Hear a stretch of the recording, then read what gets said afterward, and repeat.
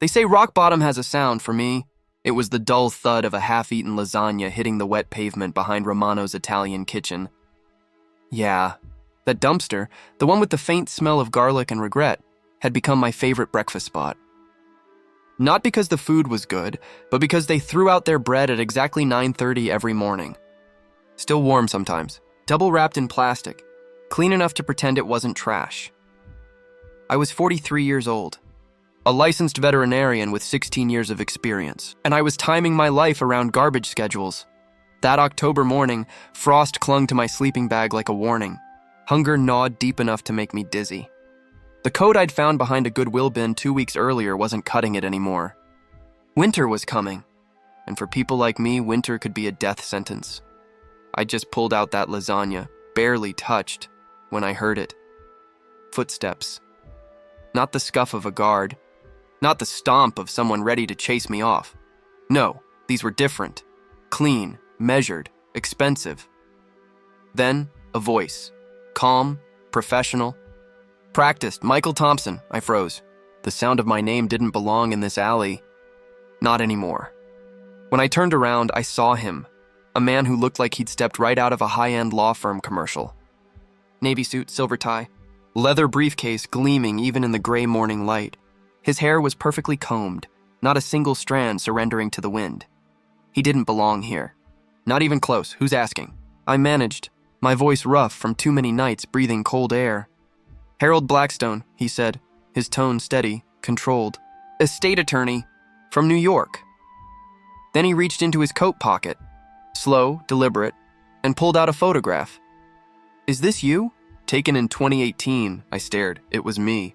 Standing in front of my old clinic, Thompson Veterinary Care, wearing a white coat, smiling like I owned the damn world. That man in the photo had hope. That man hadn't lost everything yet. How did you get that? I asked, my throat tight. Blackstone's expression didn't waver. Your great-uncle, Rudolph Hartley, passed away last month. You've been named in his will. I actually laughed. Harsh. Bitter. The kind of laugh that hurts on the way out. Uncle Rudolph? The guy who sent me $5 every birthday until I turned 18 and then vanished? Yes, Blackstone said. That same uncle. He kept track of you, Michael. He knew about your clinic. Your divorce, your current circumstances. I looked down at my jeans, stiff with dirt, the shoes held together by duct tape, the lasagna container still clutched in my hand. You mean he knew I've been homeless for 3 months? Yes, Blackstone said quietly. He knew. Then he said the words that made the world tilt. He left you his entire estate. The container slipped from my hands. Splat. His Manhattan penthouse. His yacht in the Hamptons. His investments. Art collection. Rare books. The total value, approximately $47 million. 47 million. I grabbed the edge of the dumpster because my knees almost gave out. This is a scam, I said. It has to be. Blackstone opened his briefcase. Everything inside gleamed. Documents with seals, embossed letterheads, things too official looking to fake. You can verify everything, he said calmly. My bar certification, the death certificate, it's all here, but none of it made sense. Not to the man who'd spent the last 3 months fighting raccoons for leftover pasta. Why me? I whispered. I've got cousins, Damon on Wall Street, Trevor the surgeon. Why not them? There is one condition, he said. And there it was, and the catch. There's always a catch. I can't discuss it here, he continued. Your uncle left instructions. You must come to New York, to his penthouse, and watch a video message he recorded. Only then will you learn what you must do to claim the inheritance. And if I don't? I asked. Blackstone checked his watch. Then in 72 hours, the estate transfers to an alternate beneficiary. Someone you know quite well. He paused, letting the moment hang like a blade. Your ex-wife, Veronica Thompson. It felt like the alley spun around me. My heart pounded so hard it hurt. Mr. Blackstone straightened his tie. There's a car waiting, he said. We can be in New York by noon. You'll have a shower, clean clothes, a proper meal. Whatever you decide, at least give yourself that. I looked back at the dumpster, at my breakfast table, my survival spot. Then at the man who didn't belong here. Somewhere in Manhattan, there was a penthouse with my name on it and $47 million attached. All I had to do was find out what my dead uncle wanted in return. Give me 5 minutes, I said. I need to tell someone I'm leaving. As I walked toward the alley's end to find Jeremiah, the Vietnam vet who'd taught me where to sleep safely, I couldn't shake the feeling that Uncle Rudolph had been watching all along. Watching me fall, waiting for the perfect moment to pull whatever strings he'd been weaving for decades. When I came back, Blackstone was still there, briefcase in hand, perfectly still. He looked like Hope dressed in $1,000 wool. Out of place in that alley, out of place in my life, but he was real. The papers were real, and my uncle, the man I barely remembered, had just reached out from the grave with one final test. 18 months earlier, I'd had everything. My clinic on Maple Street wasn't fancy, just a converted house with blue walls and the smell of antiseptic and dog treats. But it was mine. My hands had built it. My name was on the sign, and I was good at what I did. Really good. I saved lives big and small. Cats, dogs, the occasional injured bird someone brought in wrapped in a towel. It wasn't glamorous, but it was honest. Then one day, everything started to unravel. Slowly at first, then all at once. It began with a phone call from my wife, Veronica. "We need to talk tonight," she said. Her tone was clipped, sharp. The kind of voice that doesn't ask, it warns. I should have known then. We'd been married 15 years. Met when she brought in her roommate's sick ferret to the clinic. She'd laughed at my dumb jokes back then. Said she admired men who cared about helpless creatures. Somewhere along the way, that admiration curdled into resentment. "Why can't you be more ambitious, Michael?" she'd ask, comparing me to her friend's husband, Robert. Robert, the lawyer. Robert, who bought Teslas and took vacations in Cabo. She wanted more. I just wanted enough. The night she packed her suitcase, she didn't cry. Didn't shout. She just said, "I've been seeing someone. Clayton Morgridge. He's an executive at Pharmac Industries. He has ambition, Clayton. The man with the perfect handshake and the watch that cost more than my car." The divorce was brutal. Her lawyer tore me apart, claiming she'd sacrificed her potential for my small-town dreams. The judge gave her the house, half my clinic, and alimony that would bleed me dry. I tried to hold on. Sold equipment, took double shifts. My mother even tried to help, offering her savings, all $8,000. "Your father would want me to help," she said. I took it, knowing I'd never pay her back. When I called my brother Dennis for a loan, he hesitated. "Mike, I've got my own family to think about. Maybe it's time to move on. Veronica always said you could have done better." Even he took her side. The clinic went under a month later. I remember the last animal I treated. A stray dog hit by a car. I patched him up for free. I think I needed to save something that day. Then came foreclosure. Then came the truck getting repossessed. Then came the streets. The first night out there, I didn't sleep. The second, I tried a shelter, got my shoes stolen. After that, I learned to adapt. I learned survival. Which dumpsters had food still good. Which alleys stayed quiet. And then came her, Veronica. I saw her outside Walmart 6 weeks ago. She was with Clayton, designer bags in hand, laughing. When she saw me, her face twisted like she'd smelled something foul. "God, Michael," she said loudly, "you smell like a sewer. This is what you've become?" She laughed, right there in the parking lot. "Thank God Bethany doesn't have to see this," she added. "Our daughter," who hadn't answered my calls in months. Then, as she walked away, she turned back. "You're pathetic. You'll die alone in some alley and nobody will even notice." Her words hit harder than any punch. And the worst part? I believed her until this morning, until a stranger in a $1,000 suit said my name behind a dumpster, until I learned that my dead uncle, a man I barely knew, had left me $47 million. And a secret I wasn't sure I wanted to uncover, because something told me this wasn't charity. This was a test, and somewhere in a penthouse high above Manhattan, a dead man was waiting for me to play my part. By noon, I'd be sitting in the back of a black sedan, watching the city shrink behind me, wondering how the hell I'd gone from sleeping behind restaurants to inheriting a life I didn't even believe in anymore. And as we sped toward New York, one thought wouldn't leave me.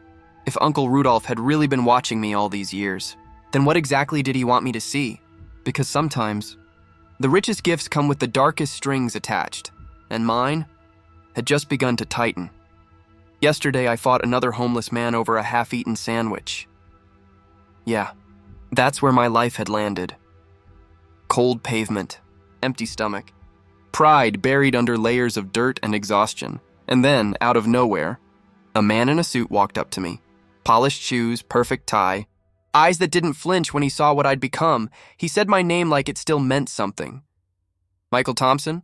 I almost laughed. Who's asking? He introduced himself as Mr. Blackstone, said he was an attorney. Said he had news. Good news. But when you've been living on the street long enough, you stop believing in good news. There's always a catch, always a trick, and yet, something about him was different. The way he carried himself, the confidence, the calm. He didn't look like a man playing games. Then he said the words that made me think I'd finally gone insane. You're rich, Mr. Thompson. I stared at him. Then laughed, bitter and hollow. Rich? Look at me. I don't even have socks that match. But he just nodded, unfazed. Your uncle, Mr. Rudolph Hartley, passed away 2 weeks ago. You're his primary heir. It was a scam. It had to be. Nobody tracks down a homeless man to hand him millions of dollars. Nobody. But Blackstone kept talking, pulling out documents like he was reading straight from a movie script. Official papers with raised seals, embossed signatures, watermarks that shimmered in the sunlight, a death certificate, a will filed with the New York State Surrogates Court, credentials from the New York State Bar, all real, all terrifyingly official? Why me? I asked. Uncle Rudolph had family, real family. Successful people. Damon works for Goldman Sachs, Trevor's a surgeon. Why would he leave anything to me? Blackstone's expression softened just slightly. There is a condition attached to the inheritance, Mr. Thompson, a very specific one. A condition. Of course there was a condition. What kind of condition? I asked. I'm legally prohibited from discussing it outside of Mr. Hartley's residence. You'll have to come to New York to hear it yourself. He recorded a video message before his death. You have 72 hours to view it. If you refuse or fail to appear, the entire estate transfers to an alternate beneficiary. I felt my stomach turn. Who? Your ex-wife, Veronica Thompson. I swear the world stopped moving. Veronica, the woman who'd taken everything in the divorce. The woman who told me I'd die in the gutter, unmourned, forgotten. The woman who laughed when I begged her to let me keep our dog. Her. If I didn't show up, she got everything. Blackstone looked down at his watch, a Rolex that probably cost more than everything I'd ever owned combined. We have a private jet waiting at the regional airport. It'll take us to New York by noon. There are shower facilities, fresh clothes, a meal waiting. Even if you choose to decline the inheritance, you'll at least get a warm bed and a full stomach for one night. He didn't need to say more. I looked around at my kingdom, a dumpster behind Romano's deli, cardboard for a mattress, and Jeremiah's shopping cart down the block with that faded American flag fluttering from it. This was my life, but it didn't have to stay that way. I need an hour, I said. Of course, Blackstone replied, handing me a business card so thick and white it looked like it had been carved from marble. We'll be waiting at 5th and Main, Black Lincoln, license plate BWA Zoran 01. As he walked away, his shoes clicking on the pavement like a metronome counting down my last hour in this world, I felt a weight settle in my chest, the kind that comes when fate offers you a deal you're not sure you deserve. I found Jeremiah 2 blocks over, sorting his cans behind the old Texaco station. The man was meticulous, every can crushed exactly the same way, stacked by brand. Ex-military, 40 years on the streets, still disciplined as ever. Hey brother, he said, flashing that gap-toothed grin. Find breakfast? Romano's usually good on Tuesdays. He still called me Michigan Mike even though I was from Ohio. In Jeremiah's world, names were stories, and he liked mine better that way. Listen, I said. Something happened. I pulled out the business card. It looked so alien against the grime on my hands. A lawyer found me, says my uncle died. Left me money. A lot of money, Jeremiah squinted, one eyebrow lifting. You been drinking that mouthwash again? That stuff will make you see angels. I'm serious, I said. He wants me to go to New York today. If it's real, I might not be coming back. Jeremiah went still. For a man who'd seen everything, silence from him was rare. He looked me dead in the eye. You remember what I told you your first week out here? I nodded. Don't trust anyone offering free anything. And the other thing? I thought. Every door that closes, another one's waiting to open. You just gotta live long enough to find it. He smiled, proud. That's right. Then he reached into his cart, rummaging around until he pulled out something wrapped in plastic. He handed it to me at a watch. Old, scratched, but still ticking. Found it last week, he said. Was saving it to trade, but you'll need it more than me. Rich folks care about time, I shook my head. Jeremiah, I can't. You can. And you will. His voice hardened, the soldier in him surfacing. If this thing is real and you get that money, don't you forget us out here.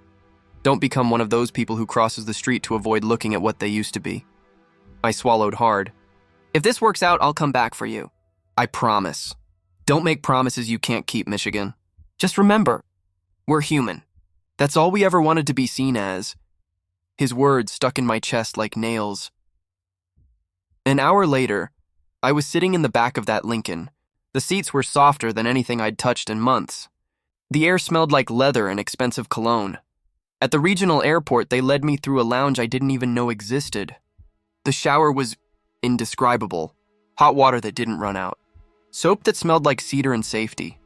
When I came out, I hardly recognized myself. Clean clothes. Real shoes.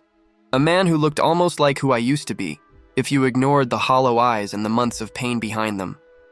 On the private jet, I ate slowly, every bite of the turkey sandwich feeling like a luxury I hadn't earned. Tell me about my uncle, I said finally. The real him. Blackstone folded his hands. Rudolph Hartley was brilliant, eccentric, and completely alone. He built his fortune on rare books and art authentication. But his true gift was reading people. He could look at someone and see through them. And he chose me, I muttered. The failure. He chose you, Blackstone said carefully, because he believed in testing character through adversity. He left a condition. One he believed only you could fulfill. By the time the skyline of New York appeared through the clouds, my stomach was a knot. The penthouse was straight out of another universe. Floor-to-ceiling windows overlooking Central Park, original paintings, furniture that whispered wealth, and in the study, a single leather chair facing a giant screen. The message will play once, Blackstone said. No replays, no copies. He pressed a button, and there he was, Uncle Rudolph, thinner, older, dying, but those eyes, sharp, calculating, alive. Hello, Michael, he began. If you're watching this, then Harold found you. Probably behind some restaurant. Surviving on discarded food. I know because I've been watching you for years. Watching all of them, but you were the one I was waiting for. He leaned forward, his voice steady despite the weakness in his body. The condition for your inheritance is this. Within 5 years, you must help at least 100 people escape homelessness. Real documented help, jobs, housing, medical care, whatever it takes. Harold will oversee the trust. You'll have access to the full fortune to accomplish it. But if you fail or refuse, everything goes to Veronica. My breath caught, 100 people. Then he continued, and what he said next shattered me. In 1967, I came back from Korea broken. I lived on the streets for 2 years. A man named Morrison found me behind his bookshop. He didn't give me charity and he gave me a chance. A room, a purpose. He saved my life. I felt something stir in my memory. My grandfather's name was Morrison. Morrison Thompson. Rudolph's voice grew softer. Years later, I discovered that the man who saved me, Morrison, was your grandfather. Neither of us knew it at the time. He died poor but loved. I died rich but alone. He coughed, the sound harsh and final. So here it is, Michael. The circle closing. He saved me. I save you. Now you'll save others. That's the only way goodness survives. Passed hand to hand, like a secret flame that refuses to die. The screen went dark. Then one final message appeared. You have 24 hours to decide. But I already know your answer. You're a Thompson. You'll do what's right. When the lights came back on, I was crying. I didn't even try to stop it. Blackstone stepped in quietly. What is your decision, Mr. Thompson? I looked out at the city below. Millions of lights, millions of lives. Somewhere out there were 100 people waiting for someone to see them. I'll do it, I said. But not for the money. Not for Veronica. I'll do it because it's what my grandfather would have done. Blackstone smiled, for the first time looking less like a lawyer and more like a man. Mr. Hartley said you'd say that. Later that night, I stood by the window of the penthouse, the city glowing beneath me. Less than 24 hours ago, I was sleeping under a cardboard box. Now I owned the sky, but that wasn't the real gift. The real gift was purpose. The next morning, the first thing I did was buy a phone. Then I told Blackstone to drive to the Texaco station. Jeremiah was still there, sorting cans, humming off key like the world hadn't just shifted. When he saw me step out of that Lincoln, his eyes went wide. "Well, I'll be damned. You clean up nice, Michigan Mike. It's real, Jeremiah," I said. "Every word. And I need your help." He grinned, that same weathered, stubborn grin. "Guess we both got work to do, brother." And somewhere deep inside me, for the first time in years, I believed him, because this wasn't just about 47 million us, it was about redemption, about proving that even after you've fallen as far as a man can fall, there's still a way back. And as the city lights reflected in the glass, one thought echoed louder than all the rest. This was just the beginning. You ever have a moment that changes everything? One sentence, one heartbeat, one decision that flips your world upside down? For me, it wasn't a lottery ticket. It wasn't luck. It was a voice, gravelly, familiar, full of disbelief, saying, "My help, brother?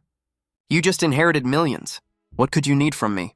Jeremiah's eyes were wide when he said it, his hands still covered in the faint gray of aluminum dust from sorting cans. We stood there behind the old Texaco station, where I'd once slept beside him on frozen pavement, and I could barely believe the words coming out of my own mouth.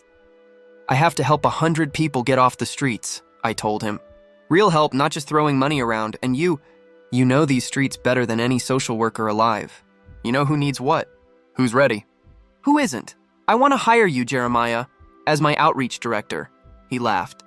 A rough, wheezing, "you've got to be kidding me" kind of laugh, until he realized I wasn't joking. "Mike, I haven't had a real job in 20 years, I smiled. "You've been doing the job for 20 years, brother. Nobody's just been paying you for it." He went quiet then. I could see something flicker behind his eyes, disbelief, and maybe, just maybe, hope. And that's how it began. Within a week, the Hartley Foundation was born, named after the uncle who'd tested me from beyond the grave. The first office wasn't glamorous, a converted storefront wedged between a laundromat and a pawn shop. But it was in the right neighborhood, where the people who needed us could actually walk in without a bus fare or a judgmental stare. Jeremiah was my first hire, and his very first idea, it changed everything. "Don't make them come to us like beggars," he said. "Give them dignity. Give them choices." That one sentence became our mission statement. We designed a program built on choice. Some people needed rehab first. Others needed therapy. Some just needed a bed, a shower, and a little faith that they weren't invisible.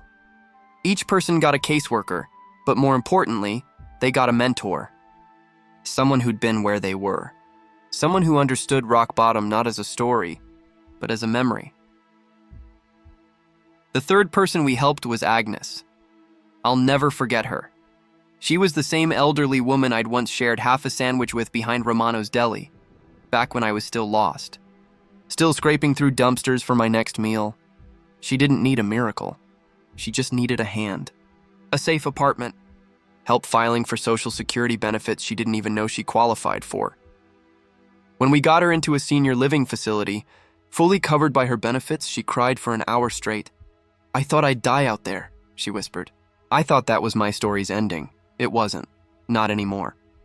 By month 6, we'd helped 37 people find stability. Not just shelters, homes, not just jobs, purpose. And every single case was verified by Blackstone's firm, just like my uncle had ordered. But to me, the real verification wasn't in the paperwork. It was in the eyes of every man and woman who walked through those doors, scared, tired, and finally seen. We didn't just place people in housing and move on. We followed up. We stayed connected. We celebrated their birthdays, their sobriety anniversaries, their first paychecks. It was working. Until one afternoon, everything came to a halt because she walked through the door. Veronica, my ex-wife, the woman who'd laughed as she took everything I owned, who'd told me I'd die on the street, forgotten. She looked different now, thinner, paler, older somehow. The smugness was gone. Her clothes, once designer perfection, were wrinkled and worn.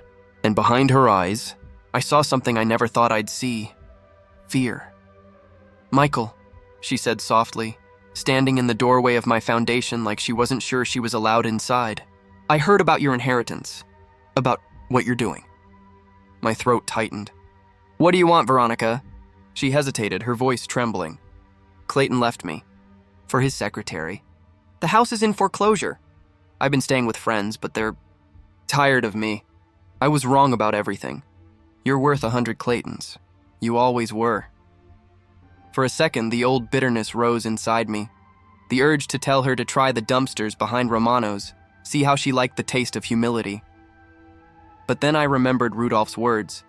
Suffering reveals character. I looked at her, not as my ex-wife, not as my enemy, but as another broken human being standing at the edge of the same abyss I'd once known too well. I can't be with you again, I said quietly. That bridge is burned beyond repair. She nodded quickly, tears welling. I know I'm not asking for that. I just need help finding a job.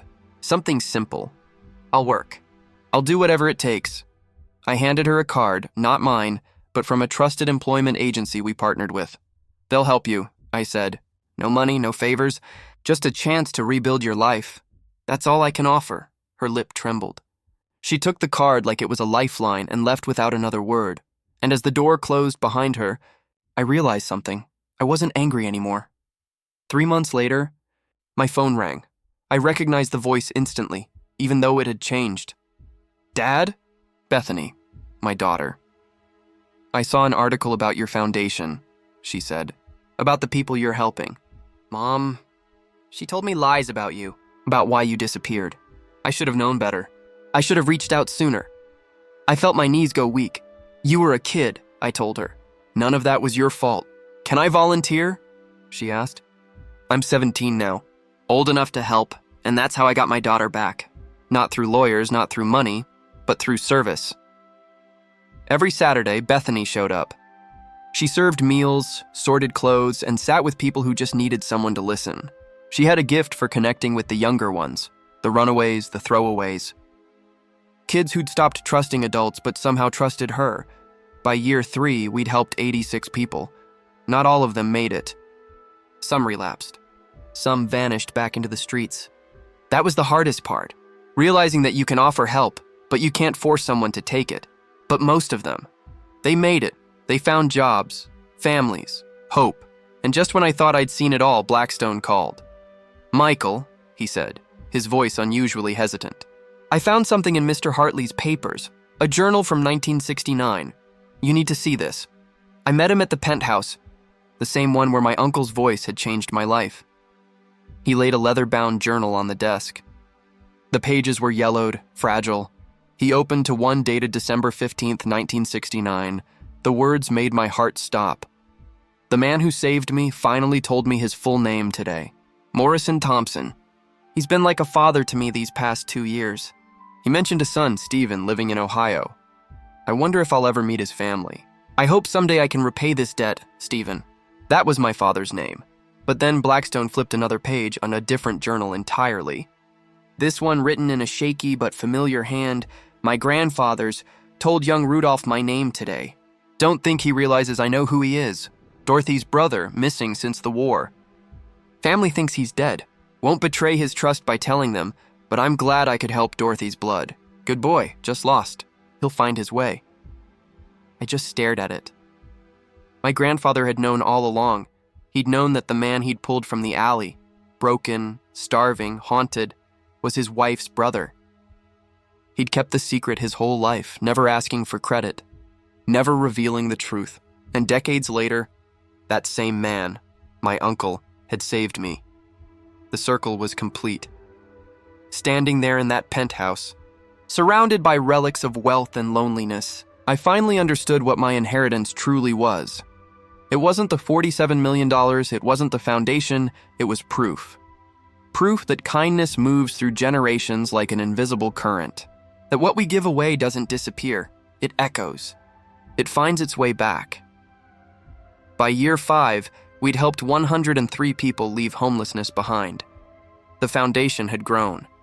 Donations were pouring in from across the country. Jeremiah had become a respected voice in outreach, a man who'd once slept under bridges now speaking at conferences, teaching social workers about dignity and trust. Bethany was in college studying social work, planning to take the torch and keep it burning, but the moment that broke me completely came when I found an old photograph in Rudolph's desk drawer. It was from my grandfather's funeral.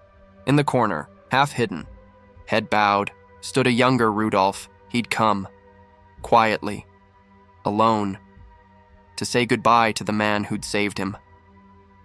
On the back, in his delicate handwriting, were 7 words that felt like scripture. Morrison Thompson, 1910-1985, you saved me. I'll pay it forward, and he had, through me, through Jeremiah, through every single person we'd helped find their way back to humanity. The money had built walls and roofs, yes. But the real fortune, the real inheritance, was something you couldn't measure in dollars. It was understanding that we are all connected. That kindness travels farther than we think. That today's stranger in need might one day be the one who saves you. My grandfather started it with a shivering veteran behind a bookshop. My uncle continued it with a dying man's last wish, and now it was my turn, standing by the same window where Rudolph had once stared out over the glittering city. I finally understood his last lesson. Accepting. Help isn't weakness, it's the beginning of strength. It's the first link in a chain that can pull others to safety, and maybe, just maybe, that chain still isn't done. Because somewhere out there, one of the 100 we helped is about to pass it on to someone else. And the circle of kindness keeps turning. One act, one soul, one miracle at a time.